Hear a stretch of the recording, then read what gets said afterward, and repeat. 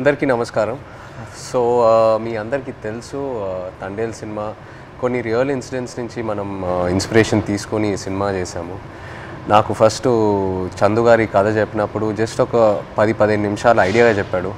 ఆ తర్వాత నేను శ్రీకాకుళంకి వెళ్ళి మత్స్యలేశంకి వెళ్ళి 22 మంది ఎవరైతే ఉన్నారో మత్స్యకారాలు వాళ్ళ నుంచి ఈ ఇన్సిడెంట్స్ బేస్ చేసుకొని సినిమా తీసామో వాళ్ళని వెళ్ళి కలవటం జరిగింది. సో కొంతమంది వాళ్ళు మనతో ఉన్నారు ఇక్కడ, మొన్న ఈవెంట్కి వచ్చారు హైదరాబాద్కి, and I'm happy to have them here. So వాళ్ళతో మాట్లాడి ఇంకా కొన్ని విషయాలు తెలుసుకుందాం. Hello, hi. సో అప్పుడు నాకు మీరు చెప్పింది ఏంటంటే మామూలుగా మీరు శ్రీకాకుళం నుంచి గుజరాత్ వరకు వెళ్ళి గుజరాత్లో అక్కడ బోట్లు తీసుకొని ఒక 9 నెలలు అలా సముద్రంలో అక్కడే ఏట పూర్తి చేసి మళ్ళీ తిరిగి మత్స్యలేశంకి వస్తారని. ఎందుకు గుజరాత్ వరకు ఎందుకు వెళ్తారు? అంటే మామూలుగా గుజరాత్ వరకు ఎందుకు వెళ్తున్నాం అంటే కారణం ఏంటంటే ఇక్కడ మనకి జట్టీలు అందుబాటులో లేవు. ఓకే. అంటే ఇక్కడ ఏటకి వెళ్తుంటే అలలు పెద్ద కెరటాలు ఇరిగేస్తుంటాయి. దాని బోట్ల కింద ఉండిపోయి ప్రాణాలు కోల్పోతున్నాం.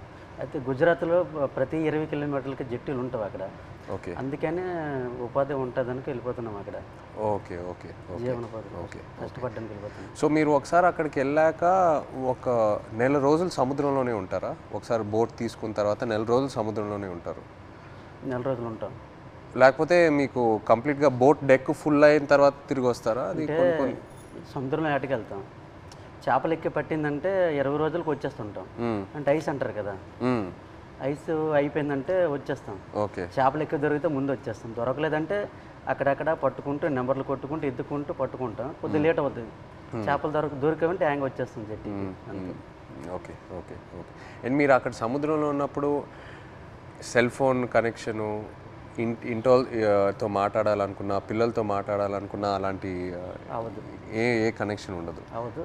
దగ్గరలో అవ్వద్దు. అంటే గుజరాత్ వేరే వాళ్ళు ఉంది కదా పోలీసు దగ్గర, దాని నెంబర్ కొడతాం. ఒక 200 కిలోమీటర్లు ఉందనుకో, ఆ స్టీరింగ్ పట్టుకుంటూ వస్తాం. దగ్గరలో ఒక 20-30 కిలోమీటర్లు టవర్ వస్తుంది మాకు. అప్పుడు పైన స్లాబ్ మీదకి వెళ్ళడం, చూడడం, టవర్ రావడం, మాట్లాడడం. ఒక్కొక్కసారి కట్ అయిపోద్ది, 2 ముక్కలు మాట్లాడడం, మళ్ళీ చేయడం, అలా ప్రయత్నిస్తుంటాం. అలాగా. ఓకే. బాగున్నారా? చాలా బాధ. పిల్లలు బాగుంటారా, ఎలా ఉన్నారు, అందరూ బాగుంటారా, అమ్మ నాన్న అన్నాడు. అట్లా ఉన్నప్పుడు అంటే ఎక్కడో చిన్న ఫీలింగ్ తట్టి ఉంటారు. తుఫాన్ అంటారు సడన్గా గుజరాత్కి. ఇలాగా టీవీలో చూస్తాం కదా, గుజరాత్కి తుఫాన్ ఉందని వస్తారు.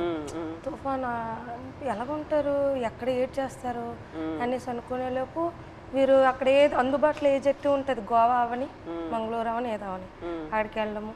అక్కడ బోట్ యాంకర్ అంటారు కదా, అదేసి అక్కడ ఉంటారనమాట జట్టి. అప్పుడు మాకు కాల్ చేస్తారు. అప్పుడు మాకు ధైర్యంగా ఉంటుంది, ఆ జట్టికి వస్తారు తుఫాను దొరకంట అనేసి మాకు ధైర్యం ఉంటుంది అనమాట. చూస్తూనే ఉంటారు ఎప్పుడు వస్తారు తుఫాన్ కదా గుజరాత్లో, ఎలా ఉంటారు, ఎప్పుడు జట్టికి వస్తారని చూస్తాం. వీళ్ళు ఫోన్ రావాలి, అమ్మాయ్యా వస్తారు అనే ఫీలింగ్ అనేది ఉంటుంది. సో మీరు ఫోన్ పక్కనే పెట్టుకుంటారా? ఫోన్ అయితే పక్కనే ఉంటుంది. తుఫాన్లు అయినప్పుడు అయితే కరెక్ట్గా వచ్చినప్పుడు ఫోన్ అయితే ఇంట్లోనే ఉంటుంది, ఎప్పుడు ఫోన్ చేస్తారో తెలియదు కదా. అదే ఏట్లో ఉన్నప్పుడు నార్మల్ టైం, తుఫాన్ లేని టైంలో ఏట్లో ఉంటారు కదా, 30 డేస్ అయ్యగల ఇంక కాల్ వస్తుంది, పక్కన పెట్టుకోండి.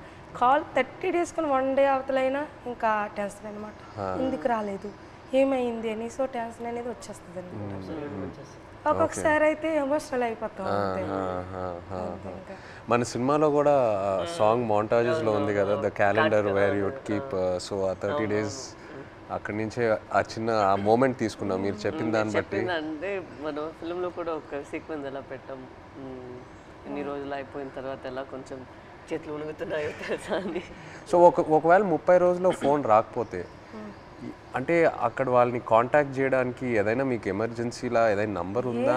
ఏమీ లేదు, ఏముండదు. సేట్తో మాట్లాడాలని, సేట్లు ఉంటారు కదా వీళ్ళు బోటుకి సంబంధించి, వాళ్ళతో మాట్లాడితే వాళ్ళ భాష మనకు తెలియదు, వాళ్ళ భాష తెలియదు కాబట్టి వాళ్ళకి మనం ఫోన్ చేయలేము.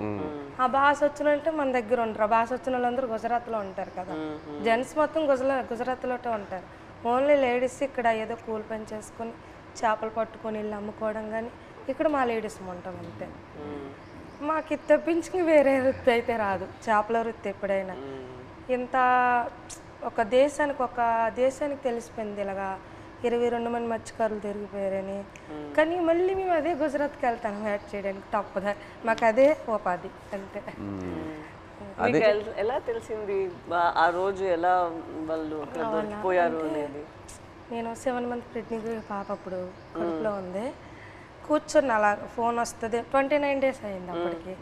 ఫోన్ వస్తుందని ఇలాగే కూర్చున్నా, మా పెద్ద పాప పక్కన పెట్టుకొని. మా అమ్మకి కానీ చెప్తానని మీ అల్లుడు వస్తారు ఇలాగ యాడ్ నుంచి ఫోన్ చేస్తారమ్మా చెప్పిన తర్వాత సరేలేని కూర్చున్నాను. ఫోన్ రాలే. ఉదయం మార్నింగ్ 10 అయింది, వేరే వాళ్ళు ఫోన్ చేశారనమాట నా మొబైల్కి, ఇలాగా మీ ఆయన పాకిస్తాన్కి దూరికిపోయారట అనేసి. వేరే వాళ్ళంటే ఎవరు ఫోన్ చేశారు? అది గుజరాత్ నుంచి, మా ఊరు నుంచి వలస వెళ్ళారు కదా, అక్కడి నుంచో ఒక బోటు జట్టికి వచ్చింది. వీళ్ళు దొరికిపోవడం చూసిన బోట్ అది, కలర్ చూసారు ఆ బోటులో ఉన్నోళ్ళు, మీ ఆయనకి పాకిస్తాన్లో పట్టుకుని వెళ్ళిపోయారు అని చూసిన వాళ్ళు నాకు వచ్చి ఫోన్ చేసి చెప్పారు. ఓకే. చెప్పిన తర్వాత అవును అన్నట్టు అసలు ఏడుపు కూడా రాలేదు, అలా కన్నీళ్ళు ఇంకిపోయేవి. ఎలాగా పాకిస్తాన్ అంటే మామూలుగా చిన్నప్పటి నుంచి పాకిస్తాన్ అంటే ఏదో భయం మాకు అనమాట. చిన్నప్పటి నుంచి పాకిస్తాన్కి మనకి యుద్ధాలు ఏదో వినేవారు, అలాంటప్పుడు పాకిస్తాన్ అంటే భయం మనకి. అలాంటిది పాకిస్తాన్కి దొరికిపోవడం ఏంటి, ఏం చేస్తారు ఏమో, చంపేస్తారు ఏమో, ఉగ్రవాదులకి గట్రా పేల్చుకోవడం చంపేయడం విన్నాం కదా, ఏమో చంపేస్తారేమో నీటిలో ఉండే అదో టెన్షను. అలాగా కూర్చొని అందరం ఫ్యామిలీ మొత్తం ఏ ఊర్లో వాళ్ళు సంబంధించిన వాళ్ళు, మా ఊర్లో అయితే 7 ఉన్నారు మా పంచాయతీలో సంబంధించిన 7 మా దగ్గర కూర్చొని ఏమైంది అనేసి అంటే, ఒక అబ్బాయి భాష వచ్చింది, గుజరాతీ భాష ఆడిన అబ్బాయికి మేము వీళ్ళు సేటు ఉంటారు రామారావు వాళ్ళ సేటు, వాళ్ళ సేటుకి ఫోన్ చేయించాం.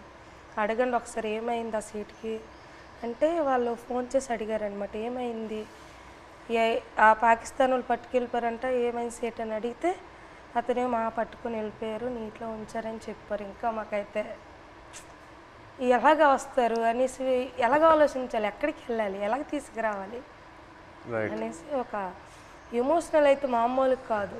22 members అంటే చిన్న పిల్లలు, అప్పుడే మ్యారేజ్ అయిన అబ్బాయి అక్కడే ఉన్నాడు, నేను కడుపుతో ఉన్నాను, 2 పిల్లలు, ఒక భర్త దొరికిపోయిన ఆవిడ కూడా ఇంకా ఆ బాధ వేరే, 2 బిడ్డలు ఒక భర్త అంటే ఇంకా ఆ ఎమోషన్ అయితే ఇంకా వేరే. అందరం ఇంకా అంతే ఏం చేయాలని ఆలోచనతో ఓ 1 month వరకు అలా ఉన్నాం. ఈలోగా న్యూస్ వచ్చి ఇలాగా ప్రసారం చేయడము, మీడియా కొంచెం హెల్ప్ చేసింది. Okay okay. మీరు ఆ పాకిస్తాన్లో ఇంతకుముందు వేరే ఎవరైనా ఇలా పాకిస్తాన్ సైడ్కి వెళ్ళి వాళ్ళు పట్టుకోవటం జరిగిందా, లేకపోతే ఫస్ట్ టైమేనా ఇలా జరగటం? Okay okay. ఇప్పుడు కూడా ఉన్నారు అక్కడ? ఇప్పుడు ఉన్నారో తెలియదు కానీ మీరు అప్పుడు ఉన్నప్పుడు అక్కడ మీరు వెళ్ళి ముందే అరెస్ట్ అయ్యి ముందే ఉన్నారు అక్కడ. తీసుకెళ్ళేటప్పటికి మేము ఏడుస్తున్నాం అక్కడ. ఏడుస్తుంటే వాళ్ళు మాకు బుద్ధిరిస్తుంటారు, పళ్ళకోయండి అదేటి ఇదేటని. వాళ్ళు అన్నారు మాకే 2 సంవత్సరాలు అయింది మేము వెళ్ళట్లేదు అని, మరి కొద్దిగా ఏడ్చేస్తున్నాం మేము. వాళ్ళు 1.5 సంవత్సరం ఒక్కొక్కరు ఒక్కొక్క కారణం. అంటే ఆధార్ కార్డులు పేర్లు రాంగు, ఒక్కొక్క పేరు అంటే ఒక బోట్లో 9 మంది ఉంటారు, వాళ్ళకి ఏదో అర్జెంట్ పని నుండి వెళ్ళిపోతారు వాళ్ళు. అంటే టిక్ పాస్లో పేరు ఉండాలి, ఎవరు కలాసి వచ్చారనుకో ఆ టిక్ పాస్ ఆఫీస్కి వెళ్ళి పేరు రప్పించుకోవాలి, పలానా రామారావు పలానా రాంబాబు అని. అది ఎవరు వెళ్ళిపోతే వాళ్ళ పేరు ఏం చెప్పేశాడు అక్కడ. మన ఇండియా నుండి హై కమిషనర్ వచ్చేటప్పుడు కొన్ని పేర్లు రాంగ్ చెప్పేస్తారు అలా, దానివల్ల ఆయన ఉండిపోయారంట అక్కడ. ఆయన చెప్పడం మరికొద్దిగా ఏడుపు వచ్చింది మాకు, చాలా బాధ అనిపించింది. ఆ నైట్ భోజనం కూడా మానేసాం, మళ్ళీ అలాగ రోజులు గడిచిన కొద్ది అలాగ ఇదైంది. అక్కడ జైల్లో అంటే మీరు ఏం చేసేవాళ్ళు రోజు? ఏదైనా ఫ్రీడమ్ ఇచ్చేవాళ్ళా లేకపోతే సెల్లోనే ఉండేవారా, ఏం చేసేవాళ్ళు? అంటే తెల్లారితే వచ్చేవారు కానిస్టేబుల్ పోలీస్ పాకిస్తాన్, లేపి మొక్కలకి నీళ్ళ గంట పోసేవాళ్ళం. ఓకే. తర్వాత గడ్డి గంట తెంపేవాళ్ళం, గడ్డి. తర్వాత గార్డెనింగ్ అని వాళ్ళు పాకిస్తాన్ ఖైదీలతో నీళ్ళు జల్లిస్తారు, వాళ్ళు జల్లిసి కర్రకి గోనెకి చుట్టేసి అలాగా అలికినట్టుగా కలాపేసినట్టు చేపిస్తారు. మాకు నీళ్ళు మోయమంటారు మాకు. ఆ నీళ్ళు మోస్తాం 1-2 గంటల పని ఉంటుంది, మళ్ళీ లోపల తీసుకెళ్ళి తాళాలు వేసేస్తారు. ఇప్పుడు మీరు ఒకవేళ ఇంట్లో వాళ్ళతో మాట్లాడాలంటే ఉత్తరాల వైపే మీకు కమ్యూనికేషనా, లేకపోతే సెల్ ఫోన్తో? ఫోన్ ఏం లేదు, ఓన్లీ ఉత్తరాల వైపే. అండ్ అది పంపించడానికి ఎంతసేపు పట్టేది? మీరు ఒకసారి రాసిన తర్వాత, ఉత్తరం రాసిన తర్వాత వెళ్ళి మత్స్యలేశం చేరడానికి ఎంత టైం పట్టేది? అంటే మేము దొరికిన తర్వాత వాళ్ళు ఇండియా వాళ్ళు ఉన్నారు దాంట్లో, ఉత్తరాలు కూడా మేము అదే నెల 2 నెలలకి ఒక్కొక్కసారి లేట్ అయితే 3 నెలలు కూడా వస్తుందని చెప్పారు. మేము కూడా లెటర్లో రాసాం ఇలా అనుకోండి అంటే అట్లా ఏట పూర్తి అయిపోయింది, అదే రోజు తెల్లారిసరికి వచ్చేలాంటి టైంకి అనుకోకుండా దొరికిపోయాం, ఇలా జరిగింది. ఒక పక్క బాధగుండా లోపల దిగమింగుకొని మీరు శుభ్రంగా ఉండండి అని వాళ్ళకి చెప్పాం. అప్పుడు ఇప్పుడు ప్రెగ్నెంట్ అప్పుడు అవును అదే ఏట రావాలనుకుంటాను ఊరి నేను ఇంకా వచ్చి రావాలనుకుంటే ఇంకా దొరికిపోయింది. లెటర్లో మాకు జాగ్రత్త చెప్తూ వాళ్ళ పడే ఆవేదన కూడా మాకు కనిపించింది లెటర్. జాగ్రత్తగా ఉండండి, ఇక్కడ మాకేం పర్వాలేదు కానీ వెళ్ళి పోరాటం చేయండి. అంటే అక్కడ ఏంటంటే జాగ్రత్తగా ఉండండి, వెళ్ళి పోరాటం చేయమంటే మాకు ధైర్యం చెప్తూ వాళ్ళకి బయటికి తీసుకురావడానికి పోరాటం చేయండి అని ఒక ఆవేదన అనేది కనిపించేది మాకైతే. ప్రెగ్నెన్సీ కదా అయినా సరే ధైర్యం చేసి వెళ్ళేదాన్ని. ఎక్కడ పొలిటీషియన్ మీటింగ్లు ఉన్నా సరే వెళ్ళేది. ఏమో సింపతి ఉంటుందేమో, అరే ప్రెగ్నెన్సీ కదా, లేడీ కదా, పాప వాళ్ళ హస్బెండ్ దొరికిపోయారు అనేసి ఒక సింపతి ఉంటుందని ధైర్యం చేసి వెళ్ళిపోయేదాన్ని. ఓహో మీరు వెళ్ళిపోయారు. నేను వెళ్ళిపోయేదాన్ని. తను ఆల్ ద పొలిటికల్ మీటింగ్స్ అన్ని దగ్గరికి వెళ్ళిపోయేదాన్ని. అందరూ మీ హస్బెండా, కడుపుతో ఉన్నావా, అయ్యో పాపం అనేవారు. ఏమో సింపతి ఉంటుంది కదా సార్, అంటే వీళ్ళకి అక్కడికి తీసుకెళ్దాం, ఢిల్లీ వరకైనా తీసుకెళ్దాం అంటే సింపతి ఉంటుందేమో అనేసి నేను గర్భవతితో ఉన్నప్పుడు కూడా వెళ్ళేదాన్ని. 9 months వరకు నేను డెలివరీ ముందు వరకు కూడా నేను పోరాటం చేశాను వాళ్ళు రావాలని. సో మీరు అక్కడ ఆంధ్రాలో తిరిగారు, ఇలా పొలిటికల్ మీటింగ్స్ ఏదైనా ఉంటే ఆ తర్వాత గుజరాత్ వరకు కూడా వెళ్ళారు కదా? ఢిల్లీ వరకు వెళ్ళారు. గుజరాత్కి వెళ్ళా, స్టేట్ దగ్గర ఢిల్లీ వరకు వెళ్ళారు. స్టేట్లకి ఫోన్ల వరకే, గుజరాత్ వెళ్ళలేదు. డెలివరీ అయిపోయిన తర్వాత 20 days పాపకి, 20 days పాపకి ఇంటి దగ్గర వదిలేసి దాన్ని ఢిల్లీ వెళ్ళాం. ఢిల్లీ వెళ్ళిన తర్వాత అంటే అందరూ అనేవారు, ఇతను కూడా లెటర్లో రాశారు ఢిల్లీ వెళ్ళండి, ఢిల్లీ వెళ్తే మనకి వచ్చే అవకాశాలు ఉన్నాయని ఇతను లెటర్లో రాసేవారు అనమాట రామారావు గారు. సరేలే ఢిల్లీ కొంచెం అది పేద పరిస్థితి కదా సార్, ఢిల్లీ అంటే మాకు తెలియదు, భాష తెలియదు, ఎలాగెళ్ళాలో తెలియదు. అలాగ ఉన్నప్పుడు కొంతమంది అదే పొలిటీషియన్ వచ్చి ఇలాగ రండి, అక్కడ మీకు పని జరుగుతుంది, ఏం అవ్వదు, గైడ్ చేయడానికి ఒక అతను వచ్చి వెళ్ళండి అంటే సరేలే ఇంత పోరాటం చేసి ఇదే చేయలేము అనేసి ధైర్యం చేసి వెళ్ళాం ఢిల్లీ. ఢిల్లీ వెళ్ళిన తర్వాత అక్కడే ఢిల్లీ వెళ్ళిన తర్వాతే వీళ్ళు బయటకు వచ్చారు. అంతవరకు ఆ 14 నెలలు అక్కడే ఉన్నారు. అతను అంబాసిడర్తో అక్కడ అంబాసిడర్తో మాట్లాడడం కానీ ఉన్నారనడం కానీ. మెయిన్ మాకు బాధ కలిగించింది ఏంటంటే పుల్వామా దాడి. ఆ దాడి ఇలాగ మార్నింగ్ ఇలాగ టీవీ వేసాను, ఇలాగ మన ఇండియన్ ఆర్మీకి ఇలాగ ఉగ్రవాదులు చంపేశారు, ఆత్మహత్య దాడి అయిందని తర్వాత అవునా ఎందుకు అనేసి వీళ్ళకి ఏం చేస్తారని ఇదో బాధ. మళ్ళీ అక్కడ మరి ఇండియన్స్ ఉన్నారు కదా సార్, ఏం చేస్తారని బాధలు ఉన్నప్పటికీ లెటర్స్ ఆగిపోయి 3 months. వచ్చిన లెటర్స్ బాగానే వచ్చి పుల్వామా దాడికి ముందు లెటర్స్ కంటిన్యూ అయ్యేవి. మేము పంపించింది అతనికి వెళ్ళేది, అతను పంపించింది మాకు వచ్చేది. కానీ పుల్వామా దాడి తర్వాత స్టాప్ అయిపోయింది. 3 months వరకు ఒక్క లెటర్ రాలే. ఇంకా మాకు ఇంకా టెన్షన్ ఇంకా ఎక్కువైపోయింది, అదో బాధ అనేసి ఇలాగా మరి ఇంకా లేదు ఉండొద్దు ఎక్కడ ఢిల్లీ వెళ్ళిపోతాం అనుకుని అందరం 22 ఉమెన్స్ అందరూ ఇంకా లేదు పదండి అనేసి 22 మంది వెళ్ళిపోదాం, లేదు ఇంత మా ఓన్ డబ్బులు అనుకుని పదండి అనేసి ముందడుగు వేస్తాం అంతే. ముందడుగు వేసుకొని వెళ్ళిపోయాం అంతే. వచ్చిందో రాందో వెళ్ళాం. అక్కడికి వెళ్ళిన తర్వాత జయశంకర్ అని విదేశాంగ మంత్రికి కల్పించారు. ఇంగ్లీష్ రాదు కదా, ఏదో మా తెలిసిన భాషలు అంటే అతను మా కన్నీళ్ళు దుక్కు చూసి అతనికి అర్థమైపోయింది అనమాట. ఓ ఇంత బాధపడుతున్నారని ఏడుస్తాను. మా ఆవేదన చెప్తూ మా కళ్ళని నీరు వచ్చేస్తుంది. అది చూసి పాపం అతను తట్టుకోలేకపోయారు. వెంటనే ఫోన్ పాకిస్తాన్కి చేశారు.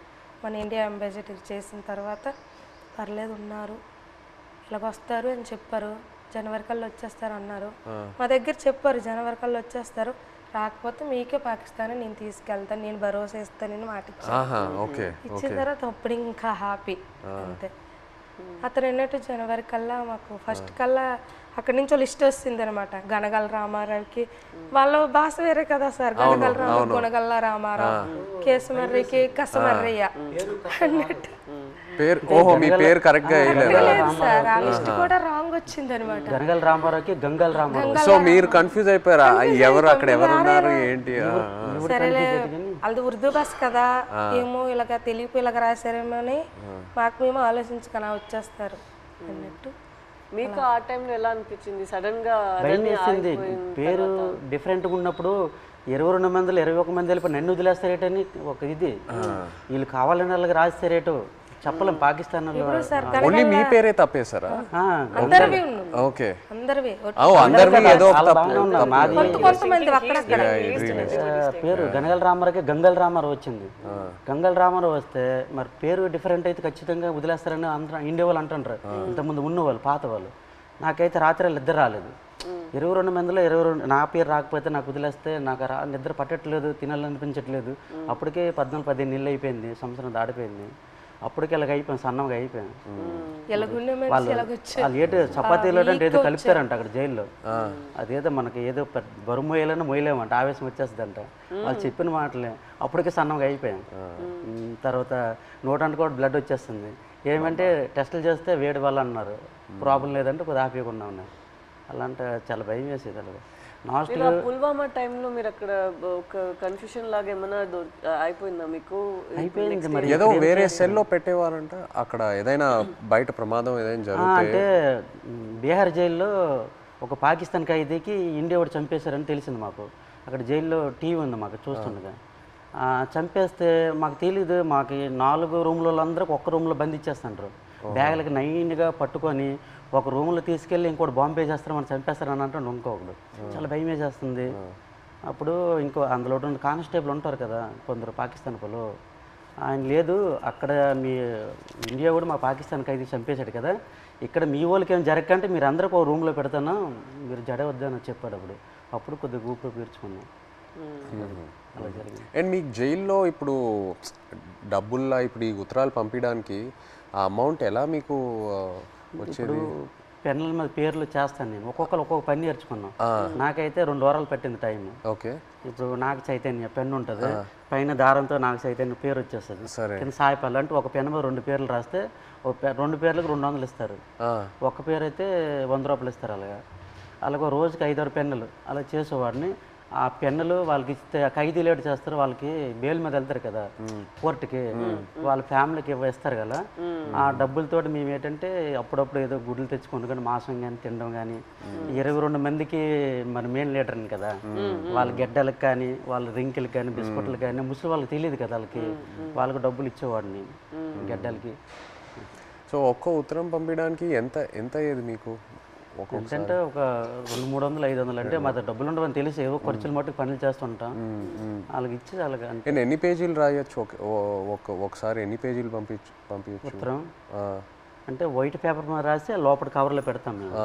మినిమం రెండు పేపర్లు 22 మంది 2 పేపర్లో రాసి పంపించాలి. అంటే ఒక్కో ఇద్దరేసిది ఒక్కో ఉత్తరం ఉంటుంది. 22 మంది ఎవరిదా ఇద్దరు జాయింట్ పడేవాళ్ళం. ఓకే. ఇంకా డబ్బులు లేనప్పుడు సర్దుకుంటేవాళ్ళం. అలాగే ఇటు పెట్టి అలాగే అడ్జస్ట్మెంట్ అయ్యేవాళ్ళం.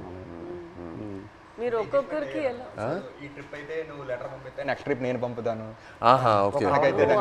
మళ్ళీ మాకు కాంప్రమైజ్ అయ్యి అడ్జస్ట్ చేసుకునేవాళ్ళం. Okay okay. అండ్ మీ పాప ఫోటో ఫస్ట్ టైం ఎలా చూసారు అక్కడ? అంటే పేపర్లో కటింగ్ చేసి ఉత్తరాలు పెట్టేసి పంపించారు ఆవిడ. అంటే అక్కడ ఏమేం జరుగుతుందనా ఊర్లో? ఓకే. పెట్టారు, పెట్టేసి పంపించేదాన్ని. అది చూసి అందులో చూసారు పాప. మీరు కావాలని అలా ఫోటో పెట్టారా? అంటే ఫోటో కావాలనే కాదు, చూడు ఇలాగ ధర్నా చేస్తున్నాం, మీరు భయపడకండి, ధైర్యంగా ఉండండి, మీకు తీసుకొచ్చే బాధ్యత మాదనేసి ఒక ధైర్యం చెబుతూ ఒక లెటర్ రాసేవారు. ఇక్కడ మేము భయపడే వాళ్ళకి భయపెట్టిస్తే వాళ్ళు ఇంకా భయపెట్టేస్తారు కదా అనేసి ఒక పోరాటం చేస్తాను, మీరు జడకండి ధర్నాలు చేస్తాను అనుకుని పాప ఫోటో కట్ చేసి పెట్టేసి పంపించారు. జైల్లో అయితే చాలా బాధ. అంటే ఆ పాకిస్తాన్ ఖైదీలకి పడుకుని పెట్టి చెట్ట పైకి ఎత్తేసి పట్టుకొని పెద్ద బెల్ట్ ఉంటుంది, ఇలాగ బాధేసేవారు. అమ్మో సత్యం బావో సత్యం అంటే మేమేంటి మనకి అలాగ కొట్టేస్తారని మేము జడిసిపోయాం. ఈ సెట పైకి ఎత్తేసేవారు, చేయలేదు సాపేసేవారు. కింద పడుకుని పెద్ద బెల్ట్ ఉంటుంది కర్ర పట్టుకొని ఇలా తిడ్డి ఉంటుంది అలా ఉంటుంది. ఆ బెల్ట్లో అలా కొడుతూ అమ్మో సత్యం 10 దెబ్బలు అంటే అలాంటివి. మనకి ఇండియా వాళ్ళు కూడా అలాగే కొడతాను జడిసిపోయాం. ఫస్ట్లో మేము వెళ్ళేటప్పటికి మొక్కలకి నీళ్ళు పోస్తుంటాం కదా, ఆ పక్కన వాళ్ళకి అది ఏం చేసాడో మనకు తెలీదు. అలా కొడుతుంటే అలాగే మనకి కూడా కొట్టేస్తారని భయం వేస్తుంది ఫస్ట్లో. వాళ్ళు అన్నారు మీకు ఇలాగ కొట్టరు, మీరు ఇంకా ఒకసారి 2 సార్లు తప్పులు చేస్తే మీకు కొడతారు. తప్పులు అంటే జైల్లో కానీ మా 22 మందిలో కానీ ఇంకా గుజరాత్లో ఉన్నారు ఇండియా వాళ్ళు కదా, ఏ బాత్రూమ్ దగ్గర కానీ బట్టలు ఉతుక్కున్నప్పుడు కానీ మనలో మనం కొట్టుకుంటే ఒకసారి కుదిరేసి రెండోసారికి గడికి ఒక మనిషి 3 తప్పులు చేస్తే మీకు కూడా అలాగే పడుతుంది. అంటే అప్పటి నుంచి గొడవలు కూడా అదే బాత్రూమ్ దగ్గర అలాగే అడ్జస్ట్మెంట్ అయిపోవాలి మేము. అలాగే అలా కొట్టేస్తారు రిటర్న్. మీరు ఒక్కొక్కరికి ఎలా సమాధానం చెప్తారు అక్కడ ఎన్ని రోజులు ఉన్నప్పుడు? ఎలా మీరు సమాధానం ఏంటి, తిట్టేవారు కూడా 22 మంది ఉన్నాం, నీ వాళ్ళని ఇలా ఇలా జరిగింది, మా డ్రైవర్లు కూడా నీ వెంట వచ్చారు. అంటే ఇంతకుముందు ఇతనికి యాట్లో గనగల రామారావు పాకిస్తాన్ వైపు ఎక్కి యాడ్ చేసేవారు, బోర్డర్ దగ్గరలో ఇతని వల్ల దొరికిపోయారు అనేసి ఒక బ్యాడ్ నేమ్ మీద వస్తుంది ఇతనికి. ఇతను అది దృష్టిలో పెట్టుకుని భోజనం సరిగ్గా చేసేవారు కదట అక్కడ. పెళ్ళి అవును కుర్రోలు కూడా ఉన్నారు కదా, నాకు పెళ్ళి అవ్వకుండా కూడా మీరు చేస్తారు, నేనిండా మేము దొరికిపోయాం అని అనేవారు. ఒక్కొక్క బాధలో ఉండేది. తప్పదు మరి, జరిగిపోయింది చాలా బాధ. బట్ ఇప్పుడు వాళ్ళందరూ బయట వచ్చేసారు, పిల్లలు కూడా చేసుకుంటారు. భయంలో ఉన్నప్పుడు అలాగే సడన్ గా మనం మాట్లాడతామా అనుకోని మాట్లాడేస్తాం. మీరు గుజరాత్ సేట్ దగ్గరికి వెళ్ళి ఆయనతో మాట్లాడటం ఐడియా రాలేదా? అంటే సేట్ దగ్గరికి వెళ్తే ఆ డబ్బు ఆ విషయం భాష రాదు కదా, సో దానివల్ల మీరు కొంచెం ప్రెగ్నెన్సీ డెలివరీ టైం కదా సార్, అతను లేరు, మనకి కొంచెం ఇబ్బంది ఉందనేసి నేను అతను సేటికి ఫోన్ చేశాను సార్. అక్కడికి చేసిన తర్వాత ఇలాగ అంటే భాష వచ్చిన వాళ్ళతో మాట్లాడించాను. ఇలాగ చెప్పండి డెలివరీ టైం ఉంది కదా, అతనికి ఏమైనా అమౌంట్ నేను వెయ్యను అంటే కొంచెం కోపంగా మాట్లాడేవారు వాళ్ళు. నేను వెయ్యను, పట్టించుకోలేదు వాళ్ళు. మాకు కూడా 2 బోట్లు దొరికిపోయాయి కదా, నేను ఎందుకు మీకు వేయాలన్నట్టు మాట్లాడేవారు. ఇప్పుడు మీరు ఇలా ఒక పరిస్థితి రాలేదంటే కూడా మీకు చాలా కష్టాలు వస్తూనే ఉంటాయి కదా, మీకు రోజు రోజులకి ఇలా మీరు చెప్పినట్టు ఎలా తుఫాన్ వస్తుంది దాన్ని మీరు చూస్తూనే ఉండాలి కదా. తుఫాన్ వచ్చింది అక్కడ చేస్తుండగా తుఫాన్ వచ్చింది.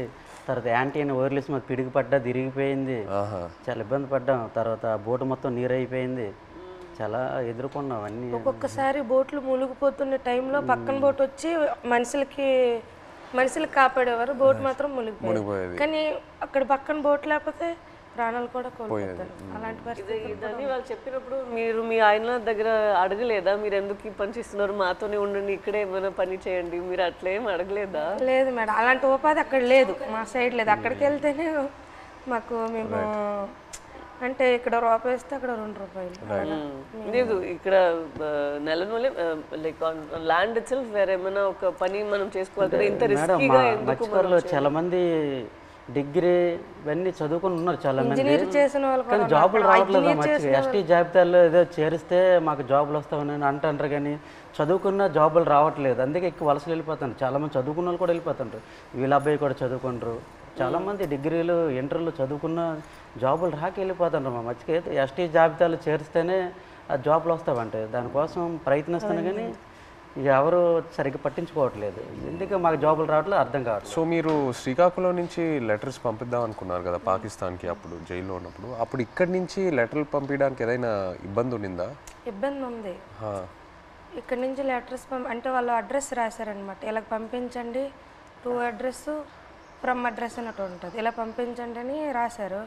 అలాగే మేము పోస్ట్ ఆఫీస్కి వెళ్ళి ఇలా రాస్తే పాకిస్తాన్ రాస్తే వాళ్ళు చదివారు, పాకిస్తాన్ ఏంటి, పాకిస్తాన్కి మీకేం సంబంధం, మీరు పాకిస్తాన్కి లెటర్ వేయడం ఏంటి, ఇలాగ అడిగేవారు అనమాట. చాలా ఇబ్బంది పెట్టేశారు.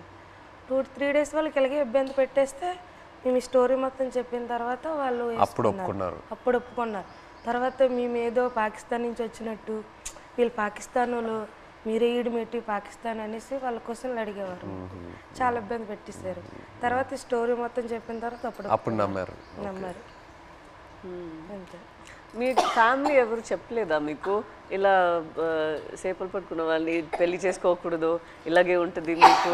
ఇదన్నీ ఎందుకు, లేదంటే ఎందుకు లవ్లో పడుతున్నారు మీరు ఇలా రిస్కీ లైఫ్లో ఉన్న వాళ్ళతో, అలా ఏమి ఎవరు చెప్పలేదా? ఏదండి అదే మీరు ఎవరు చెప్పలేదా? అమ్మ నాన్న వాళ్ళు ఎవరు లేదు, ఇక్కడ ఉన్న వాళ్ళే చెప్పిన అవి లవ్లో ఉంటాం కదా, అవి అనిపించదు అనమాట.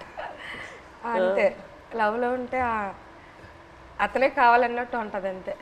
ఎంత రిస్క్ అయినా పర్లేదు, ఇలాగే ఉండిపోతాను, అతనే కావాలి. మన తండేల్లో సత్య అండ్ రాజు లాగే ఒక రకంగా. సార్ ఇప్పుడు మేము పాకిస్తాన్ దొరికి భారతదేశం మొత్తం తెలుసు కదా, ఈ కథ తీయాలని మీకు ఎలాగనిపించింది? మా ఇంటికి రావడం, తినడం, చేయడం చాలా హ్యాపీ అనిపించింది. మీకు ఎలాగ ఆలోచన వచ్చింది తీయాలని? ఎంతమందికి తెలుసు కదా, చాలామంది ఉన్నారు, ఎవరికి రాని ఆలోచన మీకు ఎలాగొచ్చింది? లేదు, చాలా అంటే ఫస్ట్ నాకు చందు ఈ కథ చెప్పిన తర్వాత కార్తిక్ వచ్చి నాకు ఈ ఐడియా చెప్పాడు. ఆ తర్వాత చందు నాకు నేను సినిమాలో ఇలా ఒక స్క్రీన్ ప్లే ఇలా తీద్దాం అనుకున్నాను చెప్పిన తర్వాత బాగా ఎక్సైట్ అయ్యా. వెంటనే మనం శ్రీకాకుళంకి వెళ్ళి మత్స్యలేశంకి వెళ్ళి అందరినీ కలుద్దాము, అక్కడ వాళ్ళని కలిస్తే నాకు ఇంకా మంచి ఐడియాస్ వస్తాయని చెప్పి అక్కడ వచ్చి మీతో ఆ రోజు స్పెండ్ చేయడం జరిగింది. ఆ తర్వాత వైజాగ్కి వెళ్ళి పోర్ట్లో మళ్ళీ సముద్రంలోకి వెళ్ళటం అదంతా జరిగింది. కానీ మిమ్మల్ని వచ్చి కలిసాక నాకు అర్థమైంది ఈ క్యారెక్టర్లో, ఈ కథలో ఇంకా ఎన్ని లేయర్స్ ఉన్నాయి, ఎన్ని కష్టాలు ఉన్నాయి, ఎన్ని హై పాయింట్స్, ఇన్స్పైరింగ్ ఎలిమెంట్స్ ఎన్నో ఉన్నాయని. సో ఇప్పుడు తండేలు అంటే దాని మీనింగ్ ముందే మీకు తెలుసా? కార్తిక్ చెప్పి లేదు, తండేలు అంటే అంతకుముందు తెలీదు. తండేలు అంటే మనకి ఈ బోట్ క్యాప్టెన్ లీడర్ అనేది ఒకసారి నాకు కథలోకి వచ్చాకే తెలిసింది, అంతకుముందు తెలియదు. మాకు అక్కడ తండేలు అంటారు గుజరాత్లో. అదే వాండర్లో మాకు తండేలు అంటే చిప్పి నడిపించే వారిని తండేలు అంటారు అక్కడ. అందుకే ట్రైలర్లో కూడా డైలాగ్ వేసాం, తండేలు అంటే ఓనరా కాదు, లీడర్. చాలా బాగా వచ్చింది సార్. అయితే సార్ అక్కడ ఎంత బాధపడ్డామో అంత హ్యాపీగా ఉంది ఈరోజు, ఎందుకంటే అది ఒక జీవితంలో గుర్తుండిపోద్దలుగా మా రియల్ స్టోరీ. ఇప్పుడు మేడం మీకు అంటే మేమైతే రియల్గా అన్నీ మా బాధలన్నీ తెలుసు మాకు, మేము పడే ఆవేదన. కానీ మీకు ఎప్పుడైనా షూటింగ్లో ఒక సీన్ చెప్పినప్పుడు, అదే ఎమోషనల్ సీన్ చెప్పినప్పుడు కానీ ఆ సీన్కి ఎప్పుడైనా మీరు ఎమోషనల్ అయ్యారా? అరే వీళ్ళు ఎంత బాధపడ్డారు అన్నట్టు మీకు ఎప్పుడైనా అనిపించిందా?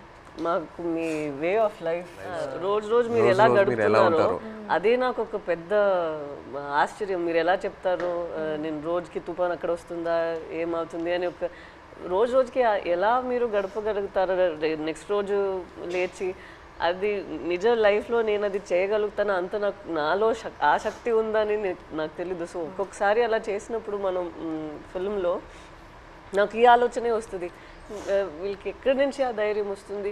ఎందుకంటే నార్మల్గానే మనం అందరికీ ఇలా ఒక పరిస్థితి వస్తుంది అని మనకు తెలీదు. అక్కడ అలా ఉన్నప్పుడు మనం ఎక్కడ వెళ్ళాలి, ఎక్కడి నుంచి షురూ చేయాలి, అక్కడి దాకా వెళ్ళాలి, వాళ్ళని ఎలా బయట తీసుకురావాలి అనేది ఒక పెద్ద మనమే మన లోపల చెప్పాలి, లేదు ఇది అయిపోతుంది మన అలా ఈ థాట్ని వదలకూడదు మధ్యలో. సో అది మీరు అందరూ ఎలా చేశారో అని ఆ థాటే నాకు ఉంది. నాకేం కష్టం అనిపించట్లేదు, బట్ మీరందరూ ఎంత కష్టం తీసుకున్నారో అదే నాకు ఆశ్చర్యం ఇచ్చింది అంతే. ఏ సీన్కి ఎమోషనల్ అయ్యారా మీరు? సీన్ చెప్తారు కదా ఎలాగ ఉంటుంది మూమెంట్స్, అండ్ ఏ డైలాగ్ ఎమోషనల్ అయ్యారా చెప్పేటప్పుడు అనేసి? మనం కొన్ని విషయాల్లో మీరు చెప్తున్న దాంట్లో నుంచి తీసుకున్నాము, కొన్ని విషయాల్లో మనమే ఒక డ్రామా లాగా తీసాము. సో ఆ డ్రామాలో ఎక్కడ నేను లేని సీన్స్ కొన్ని ఉన్నాయా, అక్కడ నాకు చాలా బాధ అనిపించింది. నా సీన్స్ ఏముందో అది వేరొక డ్రామాలో వెళ్తుంది, బట్ నిజంగానే ఒక రోజుకి ఎలా వాళ్ళు ఏం జీవిస్తున్నారో కొన్ని క్యారెక్టర్స్ ఉన్నారు, వాళ్ళకి జరిగిన పని, వాళ్ళు చెప్తున్న మాటలన్నీ విన్నప్పుడు నాకు అప్పుడు బాధ అనిపించింది. నాది కన్నా వాళ్ళది నేను విని చాలా బాధపడ్డాను. మీరు ఢిల్లీ వెళ్ళటం ఆ ఎపిసోడ్స్ మీరు నాకు శ్రీకాకుళంలో చెప్పినప్పుడు బాగా ఎమోషనల్గా అనిపించినాయి. మీరు ఢిల్లీకి వెళ్ళి ఎలా పోరాడారో అక్కడ. అండ్ అది కాకుండా ఇంకోటి నాకు చెప్పారు, సముద్రంలో ఉన్నప్పుడు ఒక పెద్ద షిప్ వచ్చి మీది ఒక చిన్న బోట్ అలా కొట్టుకొని అలా వెళ్ళిపోయింది కదా, అది చెప్పినప్పుడు నాకు నిజంగా చాలా ఆశ్చర్యంగా అనిపించింది. కొట్టుకొని పోయి అసలు ఆగలేదు కదా, కొట్టుకొని అలా వెళ్ళిపోయారు కదా. పెద్దది కదా. అందరూ like community so United, and I think మీలో ఉన్న శక్తి మీరందరూ కలిసి ఒకేలాగా ఉన్నారు కదా. లైక్ వన్ ఫ్యామిలీ, ఒక ఫ్యామిలీ అర్థమైంది. బట్ మీరు అందరి ఒకే ఫ్యామిలీ కదా, సో ఒక్కరికి ఇది జరిగిందంటే అందరికి అది జరిగినట్టే. ఏ ఫ్యామిలీకి అలా జరగకూడదు. మా ఫ్యామిలీలో ఒకేసారి దొరికిపోవడం అంటే చాలా బాధాకర విషయం. నేను డ్రైవర్ మెయిన్ తండ్రి కనుక అలా ఆయనకి బోట్ ఆఫ్ చెప్పినట్టు మా బావగారు, తర్వాత మా ఎర్రీకి బామ్మరిదే అంటే అన్నయ్య, నేను బోట్ ఆఫ్ చెప్పాను. ఈ బోట్ ఆఫ్ చెప్పిన ఓనర్లంతా నా వెనక పంపించారు. ఈ రామారావు ఎక్కువ చేపలు పడతాడు, ఈయన వెనకెత్తలు వెళ్ళండి చేపలు ఎక్కువ దొరికితే అనుకుని నాకు వెనకాల పంపించడం, దొరికిపోవడం చాలా బాధాకరమైన విషయం. ఇలా జరుగుతుంది అనుకోలేదు. సో లాస్ట్ క్వశ్చన్ అంటే తండేల్ 2 ఉందా? మీరు ఆ రోజు ఈవెంట్లో ఏదో జోక్ వేశారు కదా, చెప్పండి. ఇంకోసారి పాకిస్తాన్కి దొరకాలి, అప్పుడు స్టోరీ అంటే ఒక కోరిక తండేల్ 2 ఉంటే ఖచ్చితంగా ఒక తమ్ముడుగా యాక్టింగ్ చేయాలని ఓకే రైట్. అయితే పాకిస్తాన్కి దొరకకుండా దొరకకు ఈసారి. మీరు ఇంకా ఢిల్లీ అంతా వెళ్ళరా? తిరిగే శక్తి బోల్డ్ కథ ఉంది. ఇంకా అక్కడ వచ్చేసరికి ఇంకా ఇక్కడ ట్రావెల్ పడ్డాం. రైటర్ ఒక సంవత్సరం పాటు మేము వెనకాల ట్రావెల్, ప్రతిదీ తిన్నా ఏం చేశారు ఏమిటి అనేది ఒక సంవత్సరం పాటు ఫోన్ కాల్. అదే ఇక్కడ పాకిస్తాన్ వచ్చేసరికి ఇక్కడ అప్పటికి 7 సంవత్సరాలు అవుతుంది. ఇప్పుడు చాలా ఉన్నాయి కదా, ఇంకా ఇక్కడ తండేల్ 2లో కూడా ఇంకా బోల్డ్ కథ ఉంటుంది. కానీ ఈసారి ఫైట్ చేయాలంటున్నారు కదా మీరు వెళ్ళి అక్కడ నుండి ఇక్కడికి వచ్చేసరి నేనేం చేశాను ఇంకా బోల్డ్ అని ఇంకా స్టోరీ ఉంది. ఖచ్చితంగా చెప్పండి జీవితంలో ఇది గుర్తుండి. నచ్చిన విషయం ఏంటంటే సార్ మీరు ఉన్నారు కదా, ఆ డ్రెస్సింగ్ స్టైల్ కానీ ఎప్పుడు మీకు ఏ సినిమాలో అలా చూడలేదు. ఆ చినిగిపోయిన షర్ట్ కానీ ఆ డ్రెస్సింగ్ స్టైల్ కానీ అనకాపల్లిలో ఒక షూటింగ్ ఉంది కదా, అక్కడికి వచ్చాము. అక్కడ చూసి నేను షాక్ అయిపోయాను. అదే ఏ సినిమాలో చూడలే అసలు. అలా ఇమిడిపోయారు సార్ మీరైతే.